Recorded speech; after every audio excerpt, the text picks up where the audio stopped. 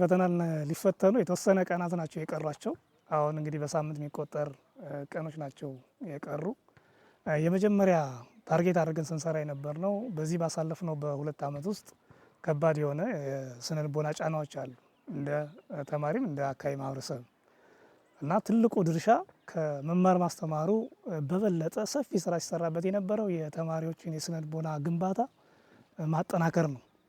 አሁን ላይም ሐምሌ 6 ለሚሰጠው ፈተና የኦሪየንቴሽን ስራዎች ከመስጠት አኳያ እንደ ወረዳ የትራንስፖርት አክሰሱን ምቹ ከማድረግ አኳያ ተማሪዎች የሚያስፈልጋቸውን ቁሳቁስ እንዲሟላላቸው ከማድረግ አኳያ ብሎም ደግሞ በስነ ልቦና ግንባታ ላይ የተሻለ አመለካከት የተሻለ አቅም እንዲኖራቸው ከማድረግ አኳያ ሰፊ ስራዎች እየተሰሩ ይገኛሉ።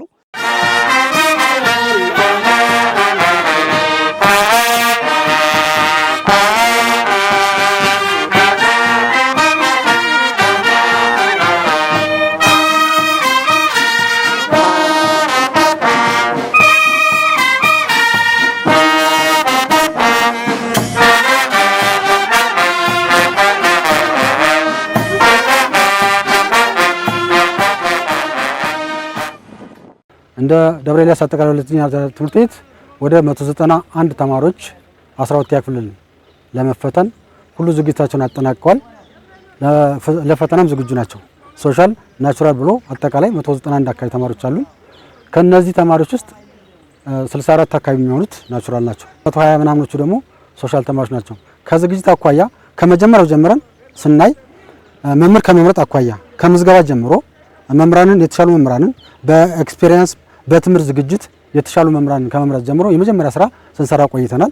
የሶስት ተቋም መምህር ዝግጅት ስላለ ከዛ ውስጥ ካሉ መምህራን ውስጥ የተሻሉ መምህራን መርጠን ለመማር ማስተማር ምቹ ሁኔታዎችን ፈጥረን ሲማሩ የከረሙበት ሲቀጥል ደግሞ በተቃራኒ ፈረቃ የ11ኛ ክፍል የ10ኛ ክፍልና የ9ኛ ክፍል ትምህርት ይዘቶችን በተቃራኒ መምህራን ከመደበኛ መምህራን ውጭ በመመረጥ በመመልመል ልጆቹ ሲታገዙ የቆዩበት ጥሩ የመማር ማስተማር ሁኔታዎች አመቻችተንላቸው በጥሩ ሁኔታ ሲማሩ የቆዩበት ሁኔታ እንደነበረ ነው መግለጽ እንፈልገው።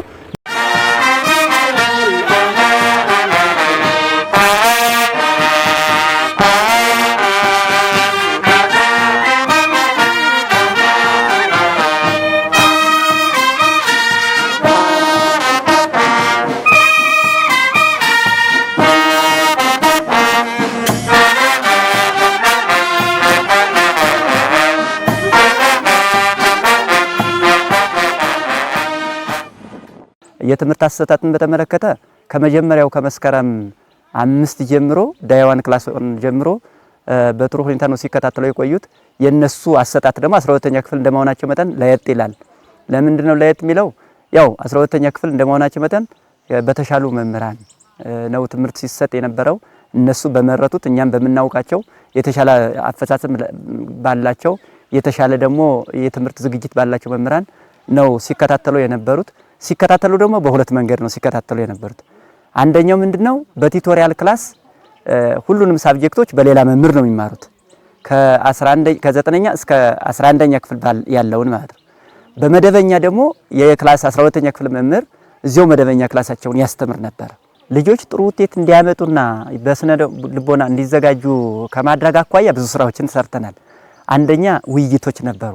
ውይይቶች በሁለት መንገድ ነበሩ። አንደኛ ሙሉ በሙሉ 12ኛ ክፍል ተማሪዎችን በጋራ እናወያያለን። ስልጠና ተሰጥቷቸዋል። how to achieve high score የሚለው ሰነድ ተዘጋጅቶ ስልጠና በፕሮጀክተር ተሰጥቷቸዋል። በጥሩ ሁኔታ ማለት ነው ሳይንሳዊ በሆነ መንገድ ተሰጥቷቸዋል። ከአስቀድሞ ነው የተሰጣቸው።